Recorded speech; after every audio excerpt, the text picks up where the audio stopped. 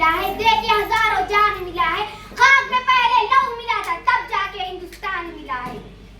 इस जलसे के सदर मेहमान खुसूसी असातिज़ा इकराम और मेरे हम मकतब साथियों, अस्सलामु अलैकुम। हर साल की तरह इस साल भी हमारे मदरसे स्कूलों कॉलेजों में यौम आज़ादी का जश्न मनाया जा रहा है।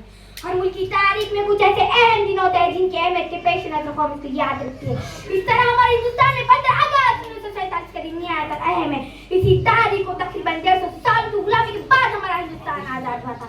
हर साल 15 अगस्त का दिन यौम आज़ादी के नाम पर बड़े धूमधाम से मनाया जाता है। इस दिन कहते हैं कौमी त्योहार की आजादी के सबसे बड़े रहनुमा महात्मा गांधी, पंडित जवाहरलाल नेहरू, मौलाना अबुल कलाम आजाद और सरदार पटेल वगैरह ने अदम तशद्दुद के दायरे आजादी हासिल करने का आज़म किया। हालांकि अंग्रेजों ने आजादी के अलम बरदार पर जलियांवाला बाग जैसे बड़े बड़े जुल्म ढाए और उन्हें बरसों तक जेल में बंद रखा, मगर इन्होंने हिम्मत न हारी। लाखों मुजाहिदीन के सामने अंग्रेजों को भूखे देखने पड़ी और हिंदुस्तान छोड़कर अपने मुल्क जाना पड़ा।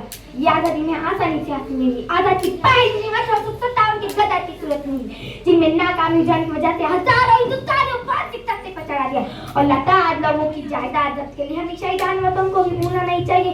इन्हीं की कुर्बानी से आज हमारा हिंदुस्तान आजाद मुल्क है। हथेलियों पर जान लेकर लड़ने वाले वही बहादुर है जिनके लिए शायर ने कहा है, मिट गए खुद पर ना मिटती थी वतन की आबरू, मिट गए खुद पर ना मिटती थी वतन की आबरू।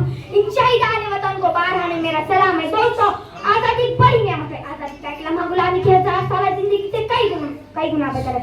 खुदा का शुक्र अदा करते हुए आज हम पकड़ के कहते हैं हम आजाद है। इस आजादी को कायम रखने के लिए आपस में मिलजुल कर रहना चाहिए, पढ़कर वो काम करना चाहिए जिससे हमारे मुल्क का नाम रोशन हो। आपस की झूठ नफरत और काहिली को हर कीमत पर मुल्क की इस्लाह की रुकावट नहीं बने देंगे। इतना कहकर मैं अपनी तकरीर इस शायर के साथ खत्म करना चाहती हूँ। मेरे वतन की मिट्टी नीलाम होने लगी है, मेरे वतन की मिट्टी नीलाम होने लगी है, बगावत की सरेआम होने लगी है, बेच कोई मूसा आए मेरे रब के काफिर फिरौन आम होने लगी है। वो मालैना इल्लल बलाग।